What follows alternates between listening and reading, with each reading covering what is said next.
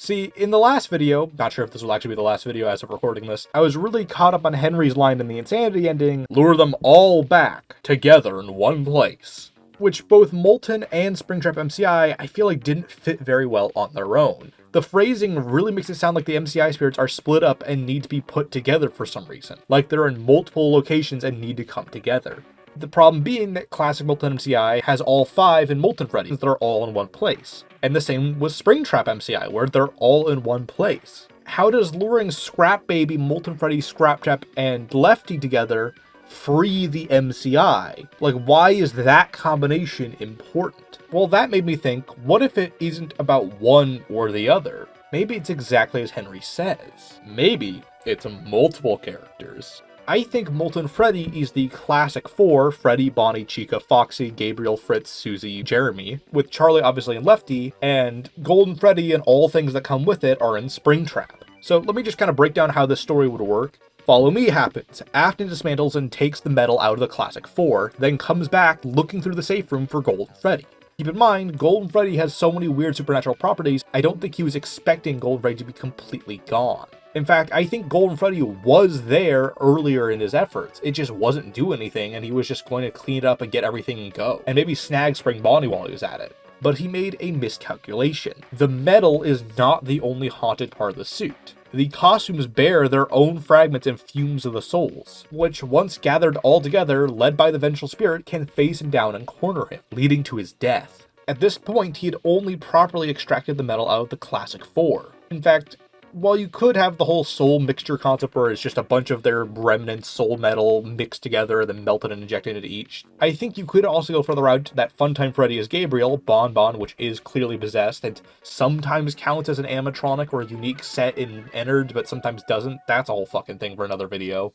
Bon Bon would be Jeremy, hypothetically. Ballora would be Susie, I guess, because girl. And Funtime Foxy would be Fritz. But Cassidy, Andrew, Bite Victim, whoever the latches onto Afton, follows him, dragging around other spirits with them as Golden Freddy. With this context, we could explain how FNaF 3 could happen and have the logbook occur in FNaF 3 without weird timeline shenanigans, as I mentioned in the Scraptrap MCI video. So, to kind of put everything together, main 4 are in the fun times, Golden Freddy and everything that comes with him in Springtrap. The puppet needs to be there to orchestrate everything and is in Lefty. And Scrap Baby is there for good measure because she's just kind of the miscellaneous piece in all this. It's also worth noting she's the only one with no blueprint and has minimal mentions other than when she's directly addressed by Henry, which probably means she was in low priority in Henry's mind for the overall plan, but like the other 3 are what's really important in all this. And that matches, I need to get them all together in one place. It keeps it on topic with the entire Insanity ending being about Follow Me.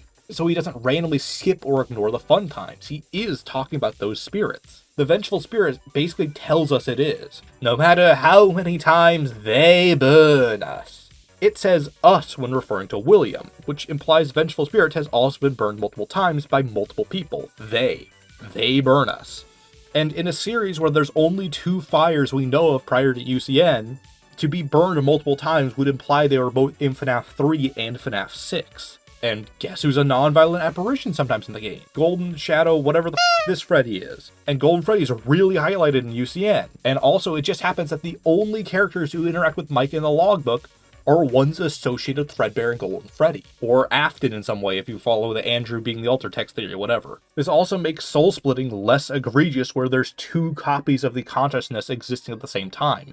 There's only 1 copy of Cassidy, Andrew, whoever the you think Golden Freddy is in Springtrap, while the rest are palling around in Molten Freddy. Maybe also in the mask. Speaking of which, I do prefer this as it explains why Afton's caught off guard and scared by the spirits cornering him. It also shows that clearly there is something going on here that allows the spirits to still exist and kill William. The only things of them that are there are the costumes. Not to mention the masks being possessed would explain why that's such a prominent motif, especially in FNaF 3. It's the masks they wear that drop to the bottom. It's their heads that we see at the end of the game, whether they're possessed or not, for the good and bad ending. It's the masks that we see all around FNaF 3 with their glowing eyes and all that. If the masks have some greater importance other than just being artifacts that Fazbear's Fright has found, that would complete that kind of chunk of the story. Mike destroys half of the equation. However, Henry has to release the other half that are still wandering around in Molten Freddy. In fact, I even wonder if off-screen Henry went to the empty sister location bunker to find the Scooper's blueprint and confirm a lot of the information. He fixes Mike's flawed approach to killing off Springtrap, making it so there's no exits,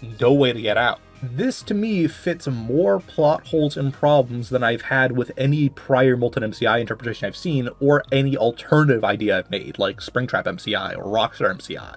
It's all required characters. It explains how he would need multiple characters in multiple locations. And stuff like that is why I question and challenge a lot of these types of theories. The gist of Molten MCI might be correct, but especially historically and in general, I've always felt there was something off about the explanation we had. So I wanted to know, is there a better version of this or a better alternative? And by thinking about those alternatives, I came to this theory. I wouldn't have thought of this if I wasn't thinking about Scraptrap MCI in the first place. I wouldn't have thought of Scraptrap MCI if I didn't make Rockstar MCI and see the complaints that it couldn't work because the characters weren't required to be there. It was never about, I don't like Molten MCI, it can't be true. It was, something about this doesn't seem right. Is there something more? And I think with this video, I have found more. For the first time since FNaF 6, I feel at least somewhat content with a version of Molten MCI. I'm not sure if it's flawless, but it's better than Golden Freddy losing all of its supernatural properties once being entered. Because, like, seriously, shouldn't you have the ability to, like, teleport and warp around and all this crazy shit that Golden Freddy can do if you have Golden Freddy's soul? This does kind of change the context of a few of the Candy Cadet stories. In general, one of the stories I feel that is commonly misattributed to Molten MCI, but still has relevance under this theory, is the story about the boy with the kittens and the snake, which I think is about Mike cutting open baby to get Elizabeth. Note that actual snakes only eat one meal at a time. Keep in mind, the story never specifies that multiple kittens were eaten, and snakes take a while to digest food, which I think is a metaphor for Mike taking a full 5 days to rip apart the snake, baby,